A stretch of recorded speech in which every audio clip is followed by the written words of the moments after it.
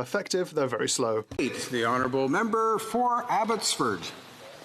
Well, thank you, Mr. Speaker, and it's a pleasure to engage in this debate. What we're really debating is a motion that is going to rush through between $50 and $60 billion worth of spending without virtually no oversight, no accountability.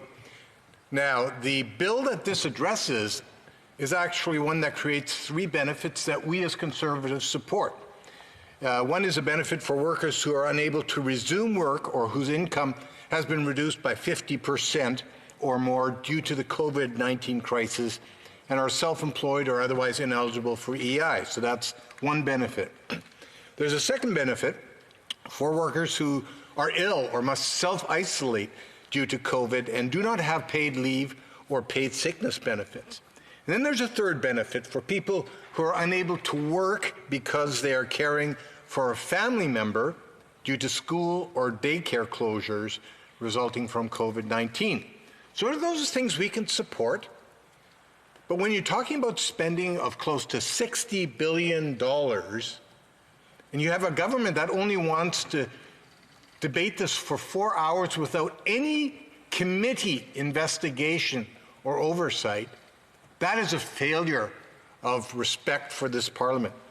Mr. Speaker, we can't begin to understand it and evaluate the performance of this government on COVID unless we understand the context in which this has all taken place. You and I both know that Canada was already overloaded with debt before the pandemic hit us, largely thanks to 4 years of reckless spending by this Liberal government. You may recall back in 2015, where the Prime Minister won an election promising to balance the federal budget. And you may remember Stephen Harper warning us about the Prime Minister's promise to run tiny deficits. Remember that? Well, 4 years later, all the Prime Minister had to show for his broken promise was a string of massive deficits, piling more and more onto our national debt. And who's going to pay that? It's the millennials. And I hope, Mr. Speaker, millennials are watching this. They're the ones that are paying for $400 billion of new debt that's being piled on just this year alone, and other future generations that are going to have to pay this back. So we enter the pandemic with our budgetary and fiscal situation severely weakened. And now we face an even graver crisis, a global pandemic for which our country was not prepared, financially or otherwise, and which has seen our national debt increase by a whopping 50% over just the last 6 months. And it's going to get worse before it gets better, Mr. Speaker. So how did it come to this? Sadly, with a global pandemic looming, in a situation where timing would become of utmost importance, in a situation where leadership would be called for, the Liberals failed us on both accounts. Over the last 5 years, Mr. Speaker, the Prime Minister and his Health Minister allowed Canada's Global Public Health Intelligence Network, that's our early warning pandemic system, they allowed it to lapse. In fact, I was just reviewing the Globe and Mail article on it, where they said that the government actually diverted resources away from global pandemic warning and analysis and intelligence to other functions. Well, no surprise then when the Minister of Health didn't act in a timely way. This morning I woke up, the headline screaming in the Hill Times. You know what they say? Lapse in early pandemic warning system, a colossal failure, says former federal Liberal Health Minister Ujjal Dosanjh. A former Liberal Health Minister, predecessor of the current one, claims this is a colossal failure to plan and to warn Canadians. And he says it made him angry and it was a near fatal mistake. Those are his quotes. And what was the current health minister's response? She proceeded to throw Canada's public health agency under the bus. By the way, Mr. Speaker, This is the public health agency that the health minister is responsible for. If you go to the website, it talks about the health minister's responsibility and accountability for the public health agency. All she can do is throw it under the bus. Can you imagine that? Mr.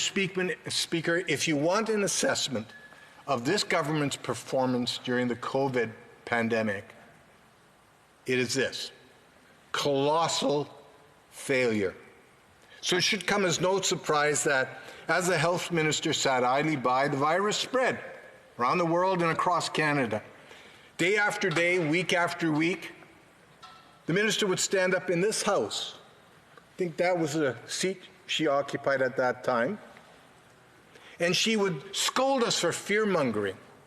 And she repeatedly assured us that the risk to Canadians was low. The risk was low, day after day after day. And those of us who were challenging her are saying, listen, the reports coming from other parts of the world say this is serious. Oh, you're fear-mongering. Yet flights from infection hotspots like China and Europe, Italy, for example, continued to land at our Canadian airports without checking passengers for infection. Our land borders remained wide open. There's only one word that can adequately describe the minister's delay in acting. It's the word reckless. Reckless, reckless, reckless. So now the government is compelled to borrow and print hundreds of billions of dollars to support Canadians during this incredibly difficult time. And we want to be supportive of that, and we are. But what has followed is a series of spectacular flip-flops on the part of this Liberal government. As I noted, the Liberals had originally told Canadians that the risk of human-to-human transmission was low. In fact, as late as March 10th, the minister said the risk of spreading COVID was low, and she said she was well equipped to contain cases coming from abroad, end quote. One day later, she inexplicably proclaimed that COVID-19 could infect up to 70% of Canadians, and that it was now, quote, a national emergency and crisis. Now, how can you move from it being a low risk one day and suddenly it's an emergency and a national crisis? There was more flip-flopping. Our Liberal friends implied that anyone who would dare suggest that the borders be closed was somehow racist. Racist. I guess that's what Liberals do when they're caught up in a colossal failure. They do what comes naturally and call those who are asking important questions racist. They also flip-flopped on the mask wearing. They originally said wearing of masks was ineffective. That was certainly convenient because we now know that there weren't enough masks to go around because the government had thrown out millions of masks and hundreds of thousands of gloves from Canada's national emergency stockpile. They even sent 16 tons of PPEs to the Chinese Communist regime in Beijing, of all places. As we now know, when the pandemic really hit, Canada had depleted its PPEs. So, ill-prepared and facing a critical shortage, they did what Liberals do well. They misled Canadians by downplaying the risk and pretending that masks didn't help. Fast forward today, suddenly the Liberals are the great proponents of wearing masks, as if they'd always been in favor of wearing masks. Again, convenient. It was also the Prime Minister who had the idea, of course, to partner with China on a COVID-19 vaccine development. And how did that work out? The moment they had our research, they said, oh, we're not interested and we're blocking you, Canada, from being part of the rollout of that very vaccine. The reality is this, Mr. Speaker, when Canadians needed leadership, our government failed us. They shut down our pandemic warning system. They failed to shut down our borders and flights. They misled us on the seriousness of the pandemic. They discarded and sent our stockpiles to hostile countries. They flipped and flopped on masks. They got thoroughly hoodwinked by the Chinese. And then to add insult to injury, they shut down Parliament over the summer to escape the fallout from the We Charity scandal. I won't get into it because I know I'm running out of time, Mr. Speaker, but I can tell you this. This motion and this bill It's about spending $50 to $60 billion of taxpayers' money, and they want to avoid debating it. They want to avoid scrutiny. They want to avoid accountability. I, for one, am not going to take this lying down. I'm going to speak out about it. I'm going to demand that the Prime Minister get out of the way and let us, as MPs, do our job. Questions and comments. The Honourable Parliamentary Secretary to the Government House Leader. I see the Honourable Member for Saanich Gulf Islands is raising a point of order. Go ahead, the Honourable Member. Speaker, I didn't want to interrupt my dear friend from Abbotsford in full flight of oratory, but I think he may have come very close, if not actually breaking the rules, by waving the Hill Times in a fashion that amounted to being a prop. I just wondered if the Speaker has any thoughts on whether we've relaxed those rules. Thank you, Mr. Speaker. I thank the Honourable Member for Saanich Gulf Islands for her intervention. I did see the Honourable Member for Abbotsford rising. I don't know if he had a further comment on the point of order. I will allow a brief response on that, and we'll see where we go from there. The Honourable Member for Abbotsford. Mr. Speaker, I believe we're entitled to have speaking notes in this House, and I read directly from the Hill Times, which says, "Lapse in early pandemic warning system, a colossal failure," says former federal Liberal health minister.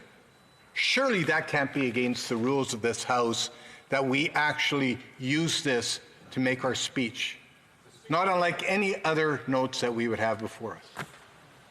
I thank both honourable members for addressing the points on this. And indeed, the honourable member for Saanich Gulf Islands is correct in noting that the use of props and other things that add to the message or commentary of honourable members when they have been recognized are, in fact, prohibited as part of these presentations. But also, the member for Abbotsford makes the point that when members are using notes or documents in the course of their speeches, they routinely will switch from one to the other to make reference to key points that they wish to add in their remarks. So I did note that the honourable member for Abbotsford sort of waved his copy of the Hill Times for a few seconds or so.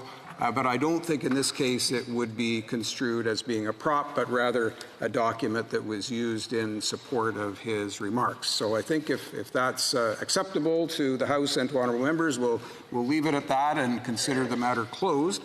And we will now go to questions and comments. The Honourable Parliamentary Secretary to the Government House Leader. Yes, thank you, Mr. Speaker. And, you know, I listened very carefully in terms of what my colleague and friend was espousing in terms of his disappointment in the government. And I suspect, Mr. Speaker, that his disappointment in this government would carry over to other levels of government that did the same thing in part what our government did. And that was to look at science, listen to what the health experts were saying at the time. And you know, it's interesting, whether it's the Prime Minister, the Minister of Health, or provincial ministers. And often you will see that there are the advice and the discussions that take place are often rooted in what health experts and science is saying. And my question to the member opposite is, does he not believe that as a politician at times, and I would suggest to you this is one of those times, we need to be listening to what healthcare experts are saying. And that's many of the comments that he made reference to were based on listening to those experts. Member for Abbotsford. Well, thank you, Mr. Speaker, and I appreciate the question from my honourable colleague. In fact, he suggested that other levels of government listen to science. And yes, that's what the federal government should do. Except what happened in this case is that the intelligence network that is supposed to provide the early warning system was effectively emasculated because the minister allowed resources to be diverted to other functions of her ministry. So we didn't have the same capacity to get early warning about a pandemic And now we've paid a huge price for that. That is, as the Hill Times said, a colossal failure of this government. Question, observation, questions and comments. Honourable Member for Courtenay Alberni. Thank you, Mr. Speaker. And I want to thank my colleague for his speech. My colleague from BC, like myself, he talked about the irresponsible decision of the government to prorogue Parliament. Not only did it suspend Parliament from doing important things like fixing CERB, which ended last night, and waiting to rush through this legislation that we're having to do right now, but it also suspended committee. And we sit on the Fisheries and Oceans Committee. We're studying the state of wild salmon right now, Mr. Speaker. So we have another crisis going on. We had the lowest return last year of the Fraser River sockeye. This year we had half of that, which was half of the lowest last year. And the government today announced that they're not going to follow through with number 19 in the Cohen Commission to, number 19, to remove fish farms that are impacting wild migrated salmon from the Broughton Archipelago. And they haven't followed through with number 3, which the government is being told that they shouldn't be. DFO should not be promoting salmon farming and be an agent for the farming salmon industry, period. And so this was a $26 million study, the Cohen Commission. Maybe you can speak about how this parliamentary decision hurt not just committee and the House and people needing benefits, but wild Pacific salmon when they need us right now the most. Honourable Member for Abbotsford. Well, thank you, Mr. Speaker, and I thank my colleague from British Columbia for that great question. The iconic West Coast Pacific salmon is on a precipitous decline right now. And we're doing a comprehensive study at committee. And in the middle of this, as we're trying to come up with some answers to how we reverse this decline, how we preserve our iconic salmon for the next generations to come, what does the Prime Minister do? He has to run away from the We Charity scandal, a very significant scandal of malfeasance on the part of the Prime Minister, his Finance Minister, the We Charity, and he shuts down Parliament. So every single committee of Parliament, my colleague is right, every single committee of Parliament was shut down, and we can't get to the bottom of this problem. Sad, sad, sad. Question et observation, la députée de Laurentides-Labelle. The Honourable Member for Laurentides-Labelle. Thank you very much. Yes, let's talk about We Charity. I'd like to make the link with the recovery benefit. As a parent, I spent several weeks with my colleagues to try to cast light on the We Charity situation, to realize what really happened. Parliament was prorogued, and now here we're being presented with a bill that we're supposed to deal with rapidly. And yet, there's an element here that I'm very concerned about as a parent.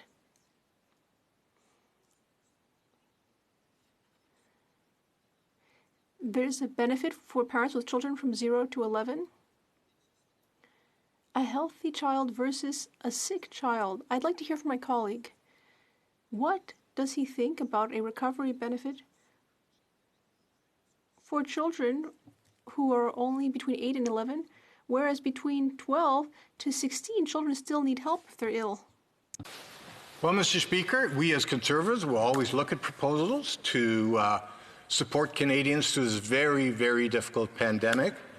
But she did mention the We Charity, and that is a scandal that Canadians should have taken notice of, because it was a situation where the Prime Minister and his Finance Minister used the COVID crisis as a premise to try to introduce a volunteer program that they were going to fund. Now, think about that, folks. A volunteer program that he was going to pay $1 billion for. He was going to pay the volunteers to do volunteer work. That was what the Prime Minister was trying to do, and he was trying to shovel that money over to his friends, the Kielburgers, at the We Charity. I mean, what a sordid affair that is, and that's now reflected across government, where Canadians no longer trust this Liberal government. Resuming debate.